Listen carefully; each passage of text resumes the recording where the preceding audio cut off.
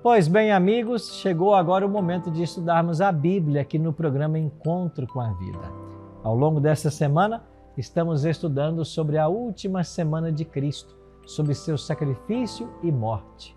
Amanhã é a conhecida Sexta-feira Santa e é por isso que essa semana separamos a temática para aprendermos mais sobre a morte de Jesus. Nós interrompemos a nossa série sobre Nisto Cremos, no que creem os adventistas do sétimo dia. Na semana que vem a série volta. E essa semana a gente está estudando aí sobre a vida e a morte de Jesus. Eu tenho um convite todo especial a te fazer. Nós vamos começar na sexta-feira que vem, sexta-feira da semana que vem, a estudar o livro do profeta Daniel aqui no programa Encontro com a Vida. Vai funcionar assim, toda sexta-feira vai ser aqui na TV e aqui no YouTube. Sexta-feira estudamos aqui. No sábado de manhã, você é convidado para visitar um espaço Novo Tempo perto de você. Eu vou dar vários endereços para você daqui a pouquinho. Vai aparecer ao longo do programa. E no domingo à noite, numa igreja adventista perto de você, na região Centro-Sul, aqui de Santa Catarina. Tá bem? E assim nós vamos avançando no conhecimento da palavra. Agora, para ajudar você a conhecer mais desse livro, você que é morador de Santa Catarina, nós preparamos esse guia de estudo aqui, ó. Essa revista com todos os temas que nós temos no livro de Daniel.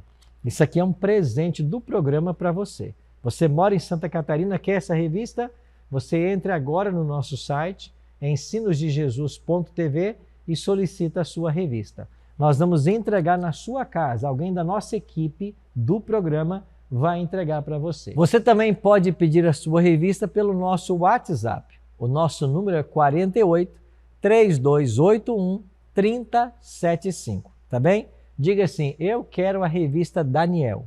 Nós vamos mandar um link para você, você preenche os seus dados postais e a gente vai então entregar na sua casa esse guia de estudo.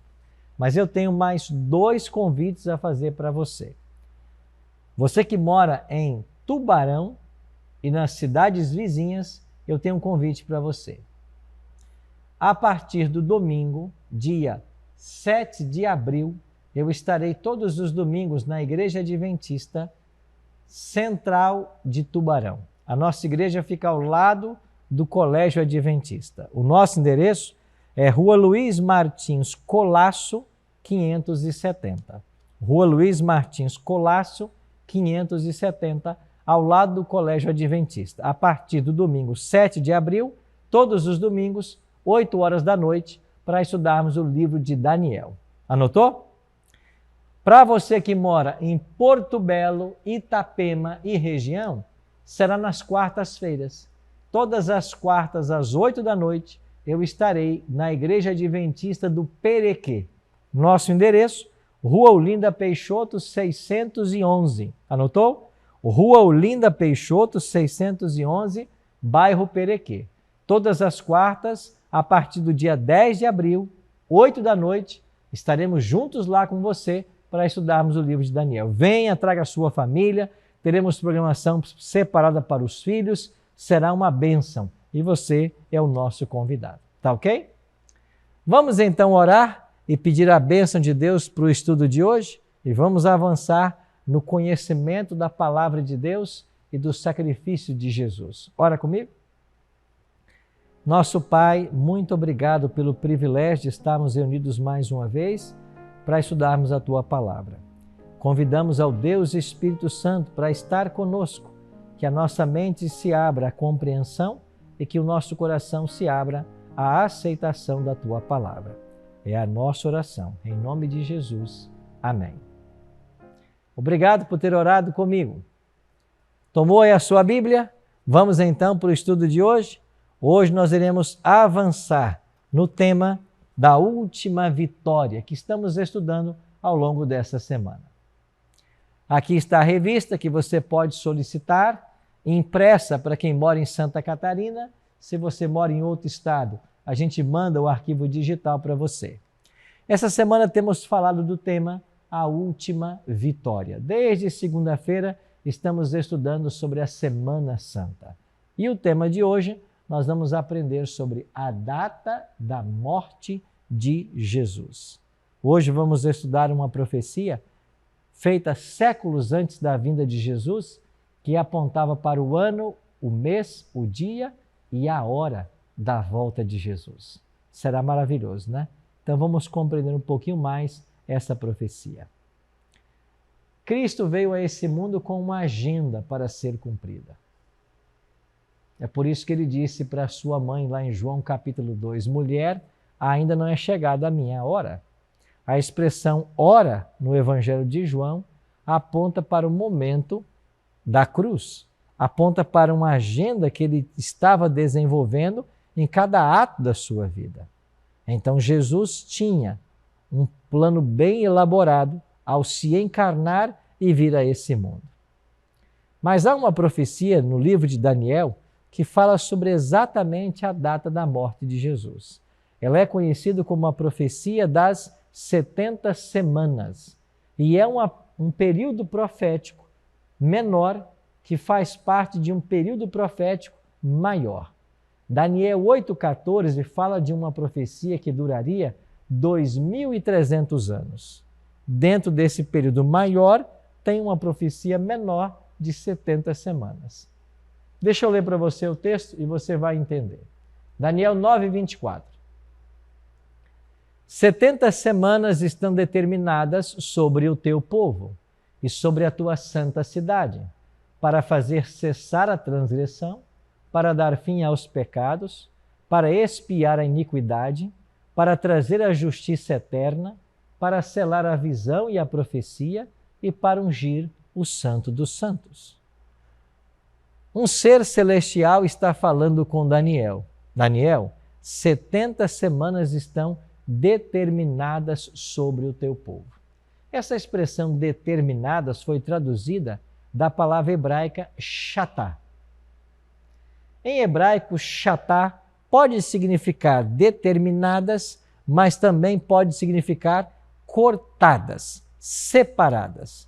Ou seja, da profecia maior de 2.300 anos, 70 semanas foram shatá, foram cortadas para o povo de Daniel, para o povo judeu. Cada semana possui 7 dias. 70 semanas totalizam 490 dias. Mas quando estudamos profecia bíblica, cada dia profético equivale a um ano literal. Nós aprendemos isso com Números 14:34 e Ezequiel 4:6 e 7. Chamamos isso o princípio dia-ano de interpretação profética. Isso quer dizer que quando se passassem 70 semanas ou 490 anos, terminaria a graça para o povo judeu. E dentro deste período, era o tempo que eles teriam para se arrepender. O texto fala de 6 coisas, né? Cessar a transgressão, dar fim a pecados, expiar a iniquidade, trazer a justiça eterna, selar a visão e a profecia e ungir o Santo dos Santos. 6 coisas. Estas 6 coisas deveriam acontecer dentro desse período. Se isso não acontecesse, a nação de Daniel, o povo de Daniel, a nação judaica, perderia o privilégio de nação escolhida. Então, relembrando, as 70 semanas fazem parte da profecia maior das 2.300 tardes e manhãs. E a palavra determinadas quer dizer cortadas ou separadas. Esse período menor foi separado do período maior que está em Daniel 8, verso 14. Agora, olha o que diz a profecia no verso 24 e 25. Sabe e entende, desde a saída da ordem para restaurar e para edificar Jerusalém, até ao ungido, ao príncipe, 7 semanas e 62 semanas, as praças e as circunvalações se reedificarão, mas em tempos angustiosos. Depois das 62 semanas, será morto o ungido e já não estará. Esse verso é importante nesse estudo porque ele nos dá 2 informações. A primeira delas, ele aponta a data, o evento histórico em que deveria começar a contagem no período profético. De acordo com o texto, o decreto para restaurar, a ordem para restaurar e para edificar Jerusalém. Quando saísse essa ordem, quando esse decreto fosse baixado, deveria começar a se contar o período das 70 semanas. A outra informação preciosa que o texto traz para nós é que agora o anjo vai dividir para Daniel a profecia em 3 períodos: 7 semanas e 62 semanas. 7 mais 62 somam 69. Ainda falta mais uma semana. Então ele dividiu a profecia em 7 semanas, 62 semanas e 1 semana. Agora, por que o anjo dividiu a profecia dessa maneira? É porque no fim de cada um desses períodos, algo aconteceria. Vamos então viajar na história, no tempo, e ver como essa profecia se cumpriu. Aqui estão as 70 semanas, ou 490 anos, o texto é Daniel 9, 24 a 27, e nós já vimos que o evento, para começarmos a contagem profética, é a ordem para restaurar e edificar Jerusalém. Esta ordem para restaurar e edificar Jerusalém foi publicada no ano 457 a.C., por ordem do rei persa Artaxerxes.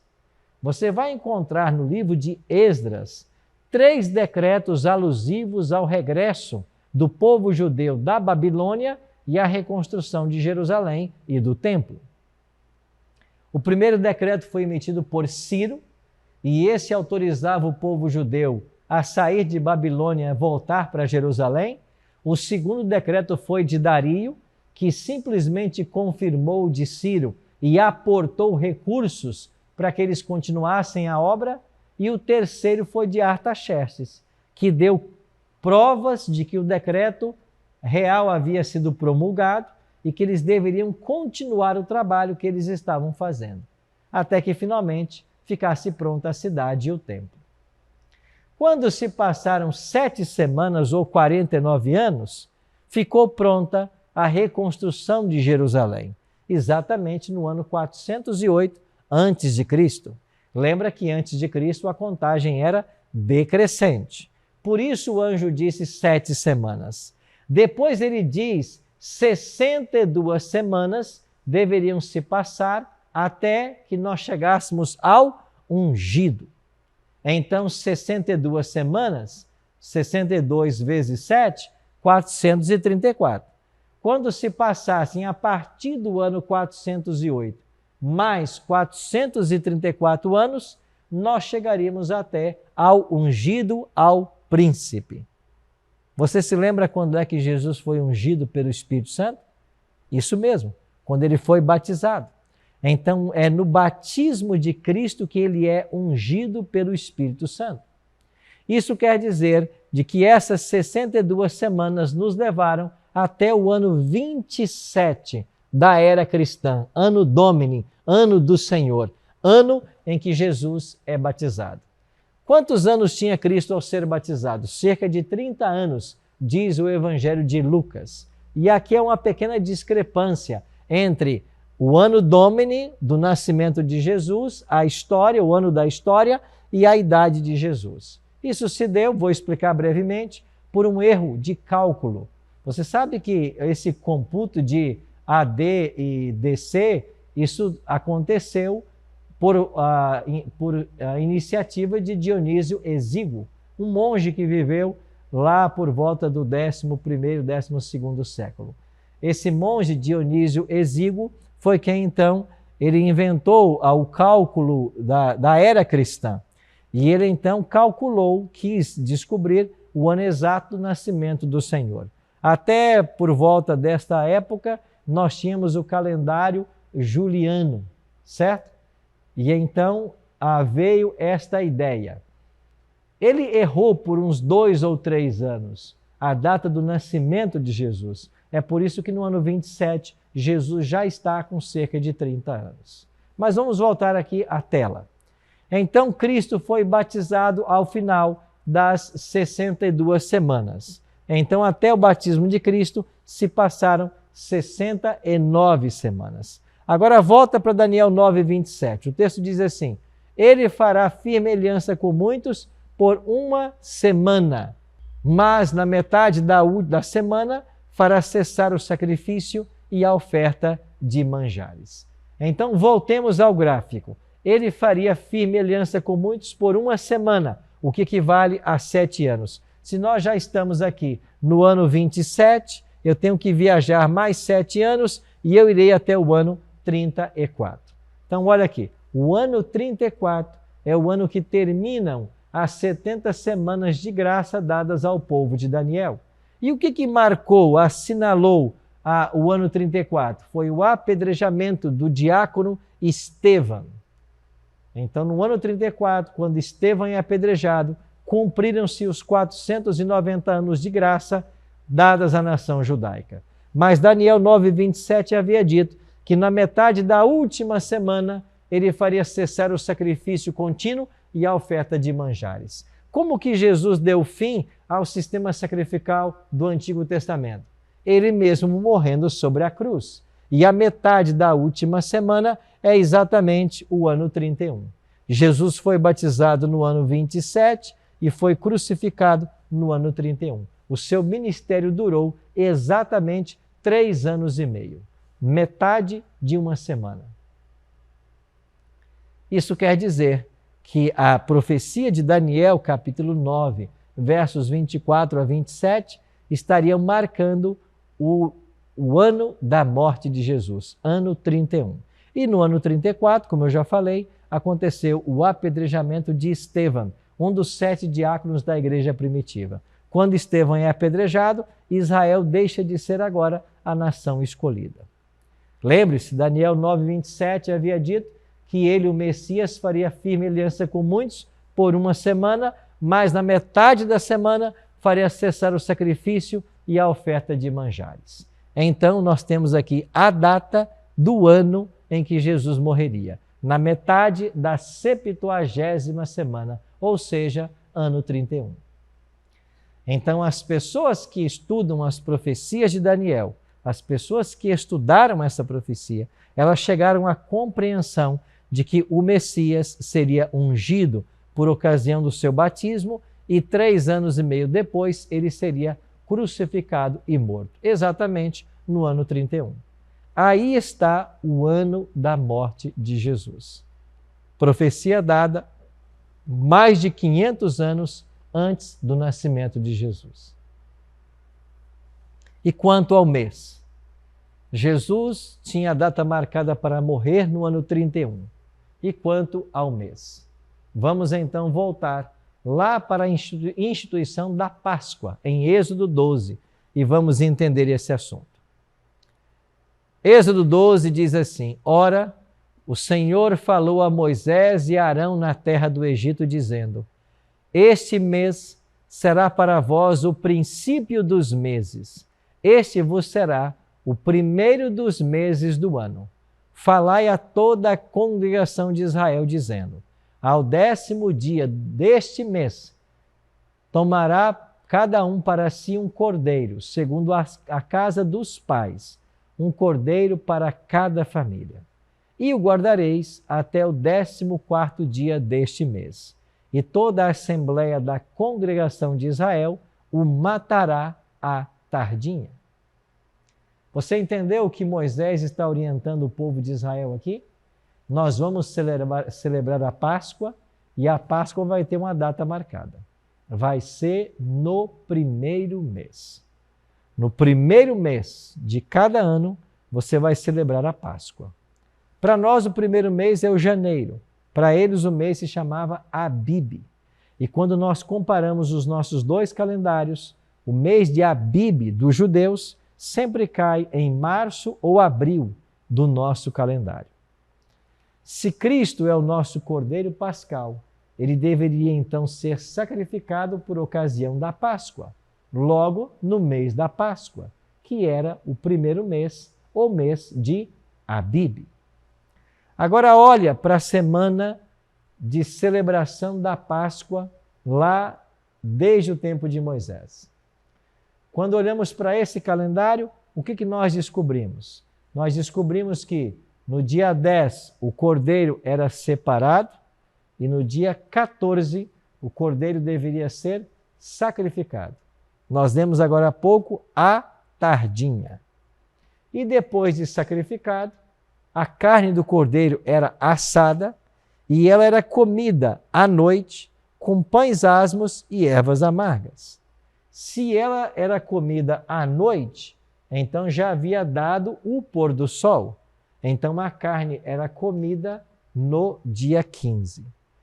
Esta era a data da Páscoa dos judeus. Cordeiro separado no dia 10, cada família separava um cordeiro para ser o cordeiro pascal, um ano sem defeito. Ele era morto no dia 14 e a carne era comida no dia 15. Vamos agora então sobre o que aconteceu no ministério de Jesus justamente nessa ocasião. Foi no primeiro dia da semana que Jesus fez sua entrada triunfal em Jerusalém. Diz o livro Desejado de Todas as Nações, 569, de autoria de Ellen G. White. Você já percebeu que todos os domingos, ou melhor, todos os anos, os católicos celebram o Domingo de Ramos, que é o domingo que antecede a Semana da Páscoa?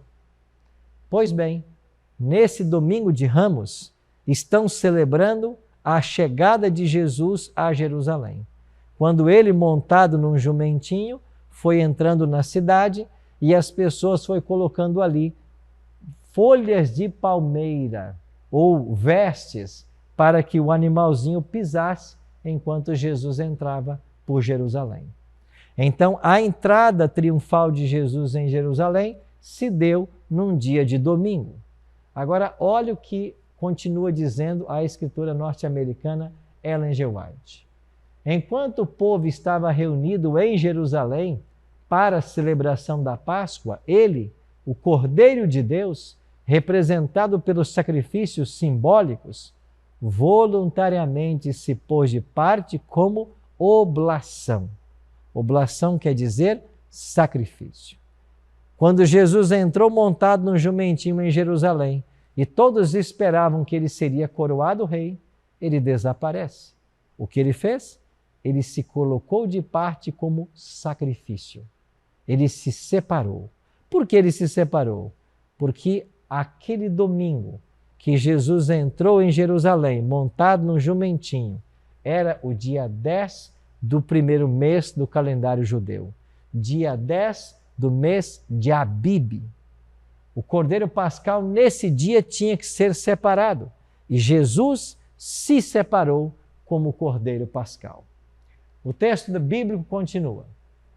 Chegou o dia da festa dos pães asmos, em que importava comemorar a Páscoa. Jesus, pois, enviou Pedro e João, dizendo: Ide preparar-nos a Páscoa para que a comamos.